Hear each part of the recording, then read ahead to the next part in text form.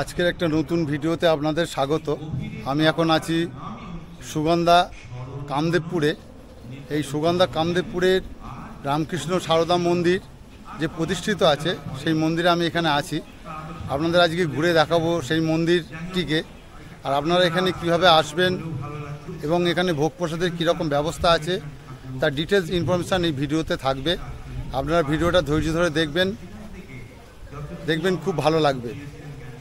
আপনারা যারা এই রামকৃষ্ণ সারদা মন্দিরে যাবেন, এটা চুঁচুড়া স্টেশন আছে, হাওড়া বর্ধমান মেন লাইন শাখার এই চুঁচুড়া স্টেশনে আপনারা নামতে পারেন।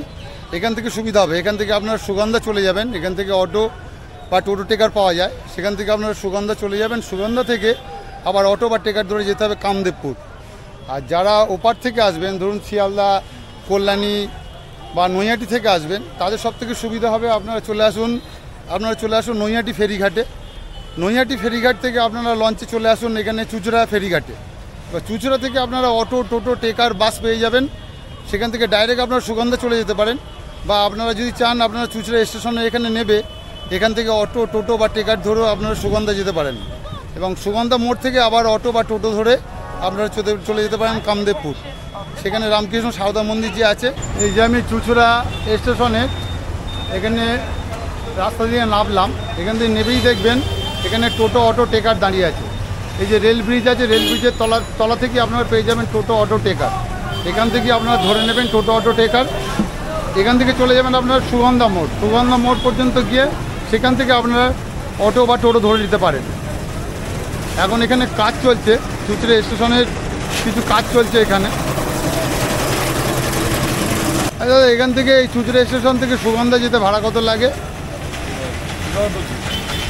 একজন হলে একজনের জন্য কত ভাড়া? 10 টাকা করে। অটো, টোটো সব একই ভাড়া? আচ্ছা। আর সুগন্ধা থেকে যে ওই কামদেবপুরের ওখানে একটা মন্দির আশ্রম আছে, ওই আশ্রমে যেতে গেলে যদি এখান থেকে ডাইরেক্ট রিজার্ভ করে কেউ যায়, 120 টাকা লাগবে, মানে 6 জন যদি নেয়, তাই তো? রিজার্ভ করে যেতে হবে, তাই তো? এখান থেকে যেতে গেলে মন্দির পর্যন্ত। আর এমনি সিঙ্গেল সুগন্ধা পর্যন্ত গেলে 10 টাকা করে, তাই তো?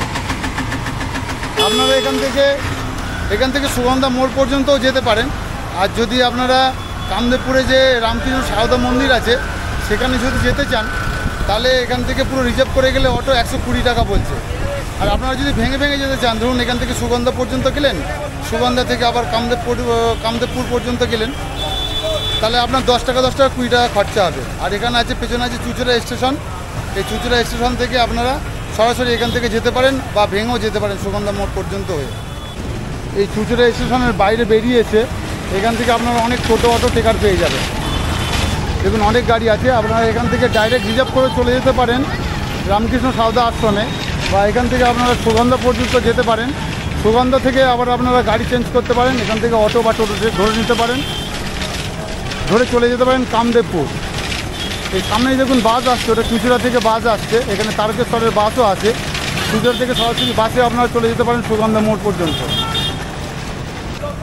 আর এই চুঁচুড়া স্টেশন থেকে সামনে কিছুটা এগিয়ে গেলেই ডান দিকে পড়বে ধান্য গবেষণা কেন্দ্র, যে বড় ধানের উপর যে রিসার্চ সেন্টার আছে, এই ডান দিকেই কিছুটা এগিয়ে গেলেই ডান দিকে আছে ধান্য গবেষণা কেন্দ্র। যে আপনাদের যে বললাম, চুঁচুড়া স্টেশন থেকে কিছুটা বেরিয়ে যে ধান্য গবেষণা কেন্দ্র আছে, এখানে ধানের উপর রিসার্চ করা হয়। এই দেখুন তার গেটটা,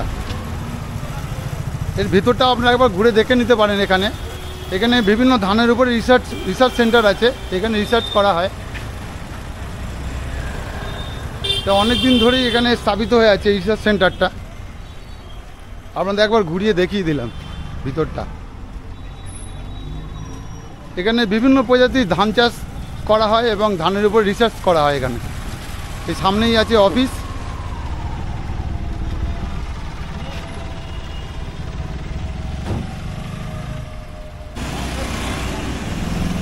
এখান থেকে সুগন্ধা মোড় পর্যন্ত কত ভাড়া নেন আপনারা? 10 টাকা। আর যদি ওই যে রামকৃষ্ণ সারদা আশ্রম আছে ওই পর্যন্ত যদি যাওয়া যায় কামদেবপুরে, এখান থেকে রিজার্ভ করে গেলে 25 টাকা পার হেড। একা যেতে পারে 25 টাকায়? যেতে পারবে না তো, একা গেলে একটু বেশি লাগবে, তাই তো? আপনারা এখানে টোটো, অটো দাঁড়িয়ে আছে, এই টোটো দাদার সাথে কথা বললাম। আপনারা যদি এখান থেকে রিজার্ভ করে যান, একা সম্ভবত গেলে একটু বেশি পড়বে। আর যদি আপনারা সিঙ্গেল পার্সন অনেকজন হয়, তাহলে এখানে মোটামুটি 25 টাকা করে নেবে। ডাইরেক্ট কামদেবপুরে যে রামকৃষ্ণ সারদা আশ্রম আছে সেখানে আপনাদের নিয়ে যেতে পারবে। চলুন আপনাদের সাথে আবার সুগন্ধা মোড়ে গিয়ে দেখা হচ্ছে। আমি এখান থেকে এখন যাব সুগন্ধা মোড়ে গিয়ে আপনার সাথে আবার দেখা হচ্ছে। আমি এখন আছি ধান্য গবেষণা কেন্দ্রের সামনে, আপনাদের ঘুরিয়ে দেখালাম ভিতরটা। আমি এখন চলে এসেছি সরস্বতী নদী ব্রিজের কাছে। এই আপনারা যে চুচড়া স্টেশন থেকে যে সুগন্ধা মোড় পর্যন্ত যাবেন, এখানে আপনারা যদি টোটো রিজার্ভ করে আসেন, টোটোওয়ালাকে বলবেন একটু দাঁড়াতে, এখানে সরস্বতী নদীটা একবার দেখে নিতে পারেন। অনেক পুরনো এই সরস্বতী নদীর ব্রিজটা, এটা এখন নতুন করে এপাশটা তৈরি করা হয়েছে। এই যে সরস্বতী নদী, এখান থেকে এই নদীটা বয়ে গিয়ে সোজা গঙ্গার সাথে মিলিত হয়েছে। এখান থেকে ত্রিবেণী গেছে, ত্রিবেণী থেকে এটা গঙ্গার সাথে মিলিত হয়েছে এই সরস্বতী নদী। এখন মজে গেছে অনেকটা। আপনারা যদি অটো বা টোটো বুক করে আসেন, তাহলে এখানে নেমে একবার এই ব্রিজটা দেখে নিতে পারেন, সরস্বতী নদী।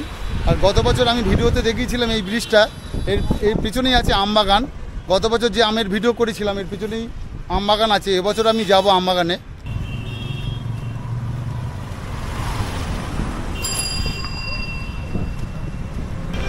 আমি এখন চলে এসেছি সুগন্ধা মোড়ের কাছে এবং এখানে 4 মাথার মোড় আছে, এটা সুগন্ধা মোড় আছে, এটা দিল্লি রোড আছে। আপনারা চুচড়া থেকে অটো বা টোটো করে আসলে দিল্লি রোডও বলতে পারেন, সুগন্ধা মোড়ও বলতে পারেন। এই সুগন্ধা মোড়ের কাছে এসে আপনারা এখান থেকে টোটো বা অটো পেয়ে যাবেন। এই সামনেই দেখুন টোটো দাঁড়িয়ে আছে, এই সামনেই টোটো দাঁড়িয়ে আছে। এখান থেকে প্রায় 1 কিলোমিটার কামদেবপুর পড়বে। আপনাদের যেতে হবে এই বাঁদিকে, সুগন্ধা মোড় থেকে এই বাঁদিকে যেতে হবে। এখানে টোটো দাঁড়িয়ে আছে দেখুন, এই টোটো করে আপনারা চলে যেতে পারেন কামদেবপুর। অ্যাপ্রক্স 10 টাকা মতো এখান থেকে ভাড়া নেবে কামদেবপুর যেতে। এখান থেকে 1 কিলোমিটার পড়বে, এই বাঁদিকে পড়বে কামদেবপুর।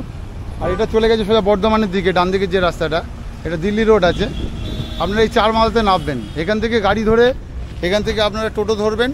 টোটো ধরে আপনারা চলে যাবেন, বলবেন কামদেবপুর যাব। কামদেবপুর রামকৃষ্ণ সারদা আশ্রম বললেই আপনাদের ওখানেই নামিয়ে দেবে, দিল্লি রোডের উপরে নামিয়ে দেবে। সেখান থেকে আপনাদের একটুখানি হেঁটে যেতে হবে।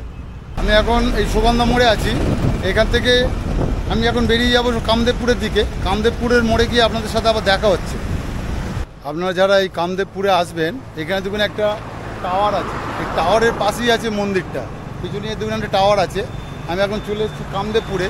আমি এসেছি বাইকে। আপনারা যারা টোটো বা অটোতে আসবেন, তার এখানে নামবেন এই কামদেবপুরে। এখানেই দেখুন লেখা আছে শ্রী রামকৃষ্ণ সারদা মন্দির, কামদেবপুর দিল্লি রোড সুগন্ধা মোড়। এখান থেকে আর কিছুটা এগিয়ে বাঁদিকে গেলে মন্দিরটা দেখতে পারবেন। আমি যাচ্ছি, আপনাদের একটু পরে দেখাচ্ছি। আমার পিছনেই আছে দিল্লি রোড।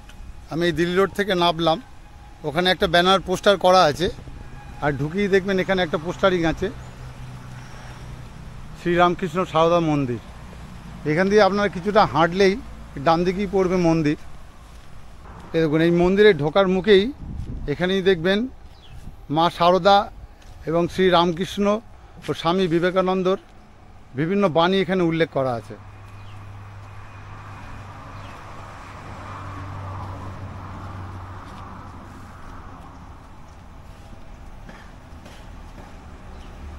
গ্রামের মধ্যে খুব সুন্দর একটা মন্দির এখানে আছে প্রতিষ্ঠা করা।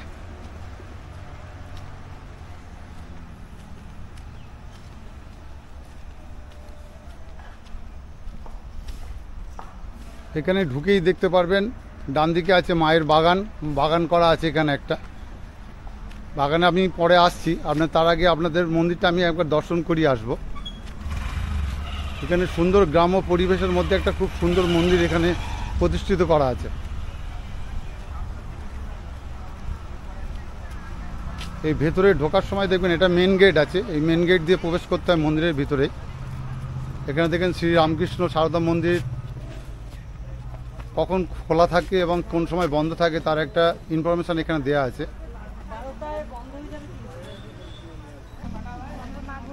আমি এখন মন্দিরের সামনেটাতেই আছি। আমি একটু পরে ভিতরে ঢুকে আপনাদের মন্দিরটা দর্শন করাবো। এখানে দেখুন কত সুন্দর একটা গ্রাম্য পরিবেশ। এখানে আম গাছ হয়েছে চতুর্দিকে, আমের বাগান আছে, তার মধ্যে এখানে মন্দিরটা প্রতিষ্ঠিত করা আছে। এবং মন্দিরটা সদ্য এই 1 বছর হলো এখানে প্রতিষ্ঠিত হয়েছে। আমি ভিতরে গিয়ে আপনাদের দেখাচ্ছি। আপনারা গাড়ি এখানে পার্ক করে রাখতে পারেন। এই আমবাগানের তলাতেই এখানে একটা গাড়ি পার্কিংয়ের জায়গা করা আছে, আপনারা এখানে গাড়ি পার্কিং করে রাখতে পারেন। খুব সুন্দর একটা পরিবেশ এখানে। আমি মন্দিরের ভিতরে ঢুকছি, আপনাদের দেখাচ্ছি। এটা মন্দিরের এন্ট্রেন্স আছে, এই মন্দিরের প্রবেশ পথ আছে। বাঁদিকে এখানে রিসেপশন আছে।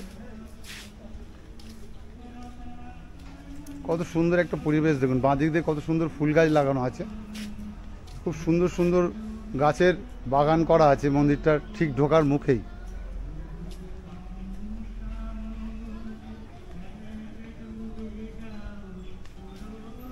এখন যেহেতু আমের সিজন, এই যে আম গাছগুলো আছে, আম হয়ে আছে।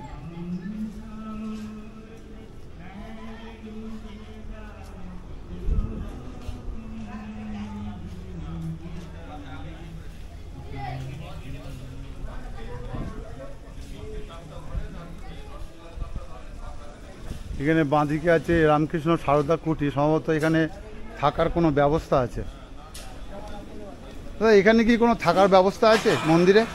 মন্দিরে থাকার কোনো ব্যবস্থা আছে এখানে? এই রামকৃষ্ণ কুটি সারদা কুটিটা কি এই জন্যই করা? আচ্ছা আচ্ছা আচ্ছা আচ্ছা, এখানে থাকার জন্য এখানে কুঠির করা আছে, রামকৃষ্ণ সারদা কুটির আছে। আর খুব সুন্দর পরিবেশের মধ্যে দেখুন, একটা শান্ত পরিবেশের মধ্যে এই মন্দিরটা।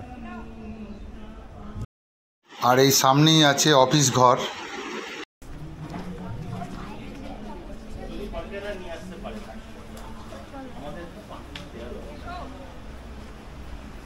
এখানে বিভিন্ন বইও পাওয়া যাচ্ছে দেখুন মন্দিরের স্টলে। এই অফিস মন্দিরের স্টলে বিভিন্ন বইও বিক্রি হচ্ছে এখানে। এখানে শ্রী ঠাকুর রামকৃষ্ণ আছেন, সারদা দেবী আছেন এবং স্বামী বিবেকানন্দের ছবিও বিক্রি হচ্ছে।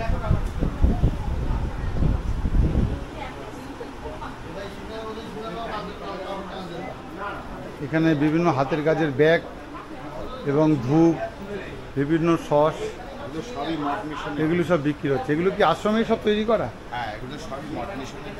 ও, এগুলো সব মঠ মিশনেরই জিনিস। জয়রামবাটি, কামারপুকুর, পল্লীমঙ্গল, সারগাছি, এমনকি বাগবাজার, এই সমস্ত জায়গারই বিভিন্ন, যেমন ফুলের আচার, তেঁতুলের আচার, সর্ষের তেল, আচ্ছা চাউমিন, পাঁপড়, আচ্ছা আচ্ছা, এগুলো যেগুলো দেখছেন এগুলো বিভিন্ন মঠ মন্দিরেরই জিনিস, সেখান থেকে এগুলো আসে, সেগুলো এখানে রামকৃষ্ণ পল্লীমঙ্গলের সামগ্রী। আচ্ছা আচ্ছা, উপরেই লেখা আছে দেখুন, রামকৃষ্ণ মিশন পল্লীমঙ্গলের সামগ্রী। মানে বিভিন্ন মঠ মিশন বা মন্দির থেকে এগুলো এখানে এগুলো আসে এবং হাতে তৈরি করা হয়। সেই বস্ত্রগুলোই বা এখানে যেসব খাদ্য সামগ্রী আছে বা ধূপ আছে, সেগুলো সব এখানে বিক্রি হচ্ছে।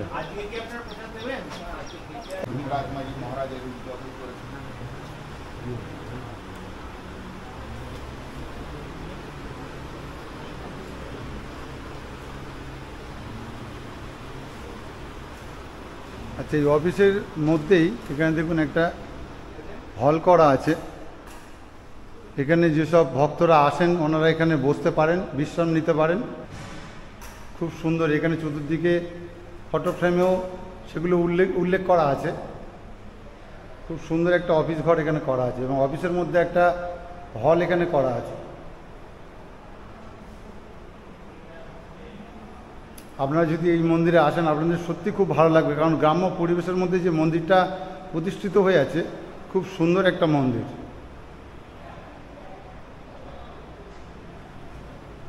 আপনাদের হল ঘরটা আমি দেখিয়ে দিলাম, চলুন বাইরে যাই, বাইরে গিয়ে মন্দিরটা একবার দর্শন করাবো আপনাদের।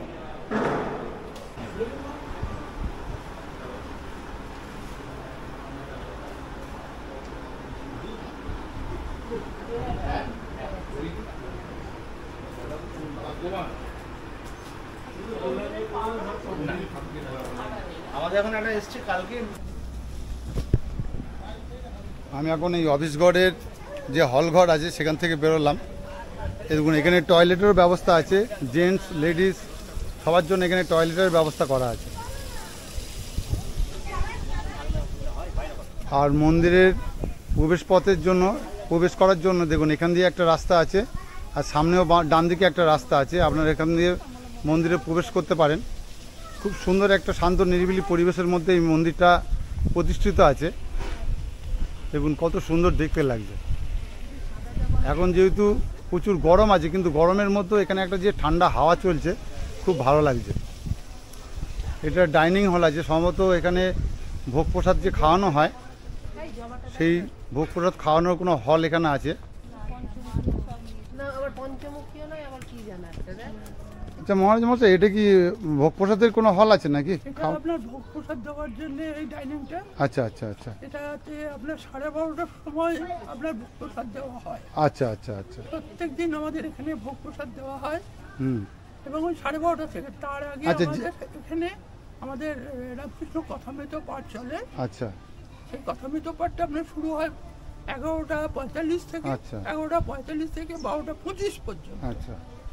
সেটা শেষ হওয়ার পর আমাদের এই ডাইনিং রুমে আমাদের সকলকে চলে আসতে বলা হয় এবং এখান থেকে প্রসাদটা গ্রহণ করতে বলা হয়। ভোগ প্রসাদ গ্রহণ করতে পারে। গ্রহণ করতে আচ্ছা, পারে। যে কেউ পারে প্রসাদ খেতে নাকি আগে থেকে কিছু কথা বলে আসতে হয়? যে কেউ পারে, একটা টোকেন মানি একটা ইয়ে করতে হয়। আচ্ছা, টোকেন মানি দিতে হয়। একটা টিকিট সে দক্ষিণা, সে যে কেউ একটা দক্ষিণা, ওটা জাস্ট মানে ইয়ে ডোনেশন হিসেবে। ঠাকুরের মন্দিরের উন্নতি গল্প, ওটা ডোনেশন। আচ্ছা আচ্ছা আচ্ছা। 12:30 থেকে তাহলে ভোগ প্রসাদ এখানে খাওয়ানো হয়, এটা বাঁদিকে হল আছে। এখানে প্রসাদ দেওয়া হয়। আর তার আগে কথা অমৃত পাঠ হয় মন্দিরের মধ্যে। হ্যাঁ, আমাদের রামকৃষ্ণ কথামৃত পাঠ হয় আপনার 11:45 থেকে আচ্ছা। আপ টু আপনার 12:25 পর্যন্ত। আচ্ছা আচ্ছা আচ্ছা। হ্যাঁ, আপনার যে কেউ প্রসাদ দিতে পারেন। আমাদের এখান থেকে প্রচুর ভক্ত এখানে আসছেন প্রসাদ নেবার জন্য এবং তারা প্রসাদ পাচ্ছেন এবং খুব আনন্দিত হচ্ছেন। হ্যাঁ। আমরাও খুব আনন্দ পাচ্ছি। আচ্ছা, খুব ভালো লাগলো মহারাজ মশাই। হ্যাঁ হ্যাঁ জয় ঠাকুর, জয় হ্যাঁ। স্বামীজি। আচ্ছা, মহারাজের সাথে কথা হলো, উনি খুব ভালোভাবে বুঝিয়ে বললেন কীভাবে ভক্তরা এখানে প্রসাদ পেতে পারেন, সেই তথ্যগুলো উনি দিলেন। আর একটু পরে আমি মন্দিরে যাব, তার আগে আপনি মন্দিরের চত্বরটা আমি দেখিয়ে দিচ্ছি বাইরের থেকে। দেখুন আমার পিছনে মন্দির আছে, কত সুন্দর দেখতে লাগছে মন্দিরটা।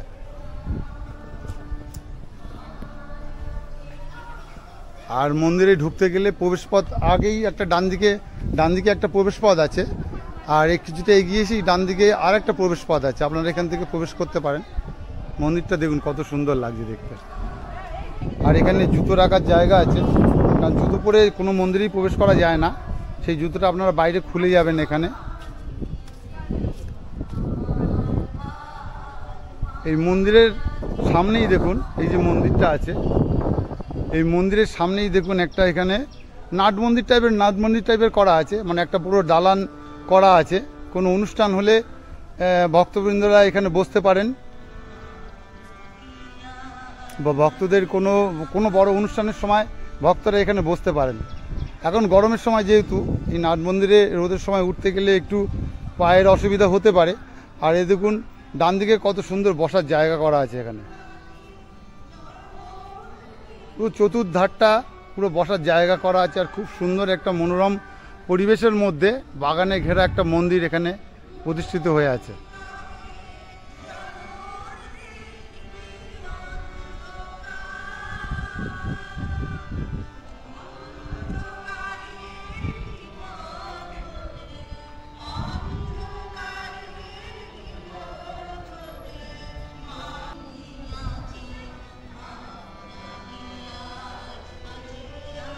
এখন দেখুন মন্দিরের মধ্যে গান হচ্ছে।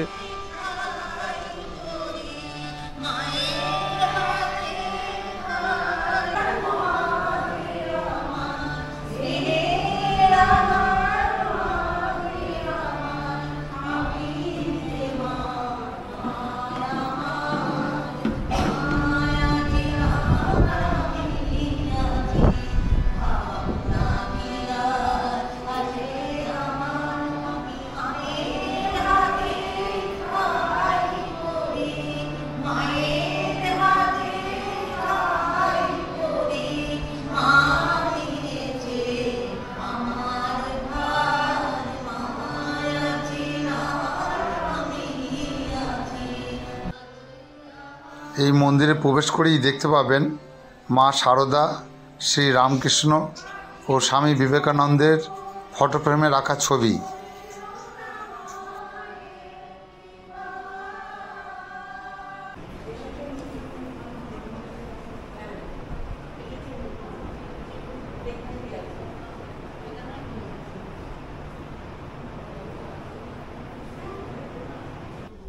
এখন যেহেতু ভক্তরা বসে আছেন, মন্দিরের মধ্যে গান হচ্ছে, আমি একটু বাদে আবার মন্দিরের মধ্যে ঢুকবো। দেখুন আমার পিছনে মন্দিরটা আছে, খুব সুন্দর শান্ত নিরিবিলি পরিবেশের মধ্যে এই মন্দিরটা প্রতিষ্ঠিত আছে এখানে, এই সুগন্ধা কামদেবপুরে।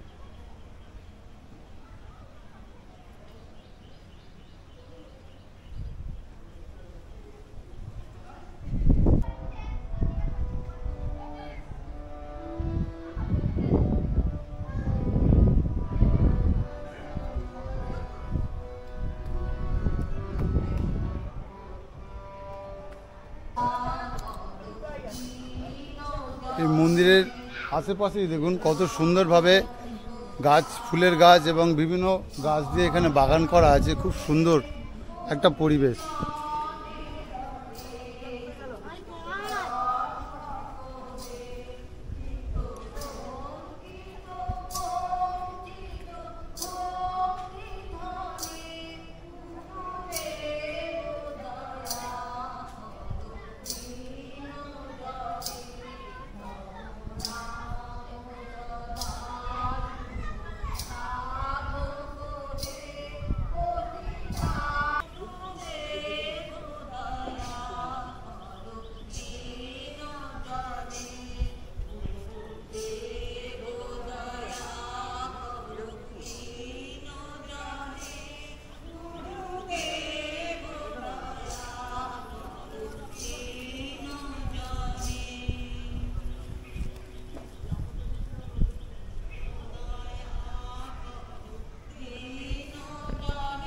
আমি এখন ঢুকলাম মন্দিরের যে ঢোকার প্রথম রাস্তাটা আছে ডান দিকে, সেই রাস্তা দিয়ে আমি এখন ঢুকলাম।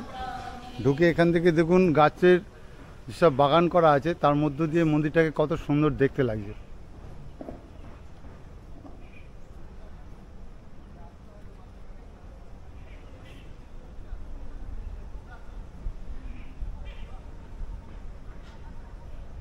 এখানে বিভিন্ন ভক্তরা আসেন, তারা এখানে গান করেন, ভক্তিমূলক কোনো সঙ্গীত করেন এবং কথা অমৃত পাঠ হয়। তারা খুব মনোযোগ সহকারে শোনেন এখানে।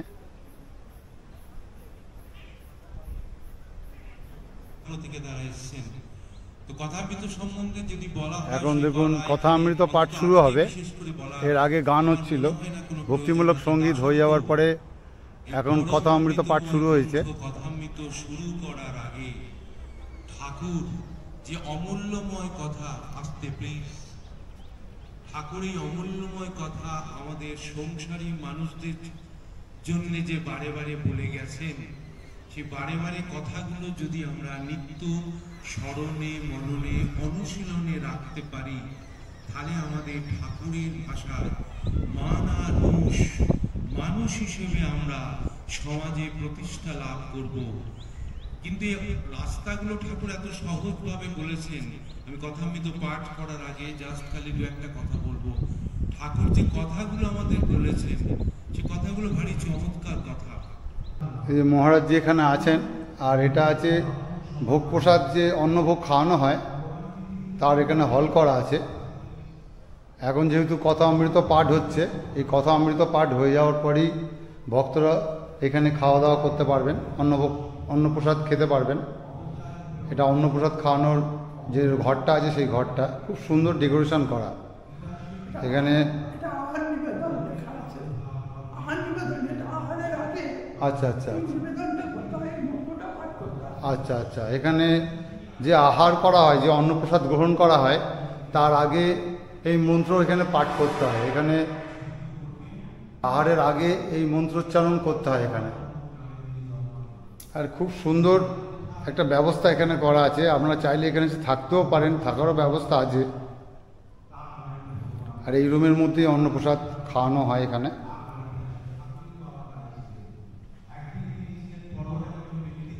আচ্ছা, এই যে সারদা মন্দির আছে, রামকৃষ্ণ সারদা মন্দির আছে, এই মন্দিরের এখানে যে অন্নভোগ খাওয়ানোর ঘর আছে, তার থেকে সামনে কিছুটা এগিয়ে গেলেই 6টা বেড আছে।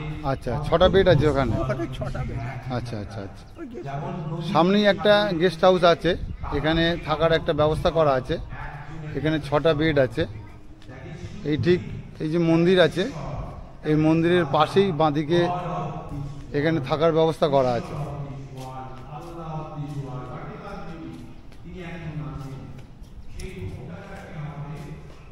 এখানে এই যে রুমগুলো করা আছে,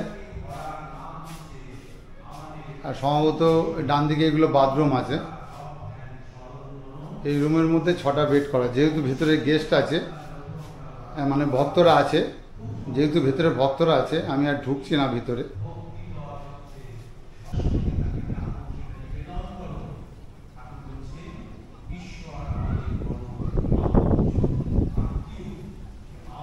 আর এই সামনে এগিয়ে গেলেই ডান দিকে সারদা কুটির আছে, সেই কুটিরও আপনারা এসে থাকতে পারেন, কিন্তু থাকতে গেলে তার আগে এখানে যে মন্দির কর্তৃপক্ষ আছে ওনাদের সাথে যোগাযোগ করে নিতে হয়, কথা বলে নিতে হয়। কথা বলে নিয়ে সেই মন্দিরের সেই সারদা কুটিরে আপনারা থাকতে পারেন। এখন মন্দিরে কথা অমৃত পাঠ হচ্ছে। বিবেকানন্দ হবেন এটা ঠাকুর জানেন, কিন্তু নরেন্দ্রনাথকেও ঠাকুর বাজিয়ে নিচ্ছেন। এই বাজিয়ে নেওয়ার মধ্যে তার সজাগ, খুব সুন্দর কথা অমৃত পাঠ হচ্ছে। নরেন্দ্রনাথের পাটাও বেচাল না হয়ে যায়। এর আগের দিন আমি একটা পাঠে বলেছিলাম যে গিরিশ ঘোষের উড়িয়ে নিয়েছিলেন ঠাকুর শ্রীরামকৃষ্ণ পরমহংসদেবকে। গিরিশচন্দ্র ঘোষ চিনে ফেলেছিলেন তিনি কে। আবার একদিকে তিনি ছিলেন কবি, নাট্যকার, বিভিন্ন রকমের ভার্সেটাইল গুণের অধিকারী ছিলেন তিনি। চরিত্রের পদ দোষগুলো যেগুলো ছিল সেটা তার ব্যক্তিগত দোষ ছিল, মদ খেতেন, এটা ওটা করতেন, যা যা দোষ ছিল। ঠাকুর কি যেহেতু তিনি খোঁটাকে ধরে ফেলেছেন, ঈশ্বরকে ধরে ফেলেছেন। এই মন্দিরে ঢোকার আগেই দেখবেন এখানে ডান দিকে আছে এই মায়ের বাগান।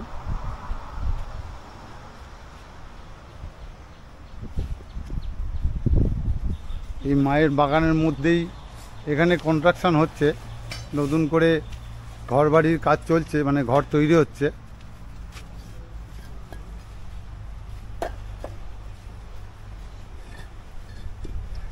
মানে যেসব ভক্তরা আসবে সেই ভক্তরা যাতে এখানে থাকতে পারে তার জন্য এখানে নতুন করে কনস্ট্রাকশনের কাজ চলছে। আপনাদের এই রামকৃষ্ণ সারদা মন্দিরের ভিডিও দেখালাম। ভিডিওটি কেমন লাগলো আপনারা কমেন্ট করবেন এবং লাইক, শেয়ার এবং সাবস্ক্রাইব করে আমার পাশে থাকবেন।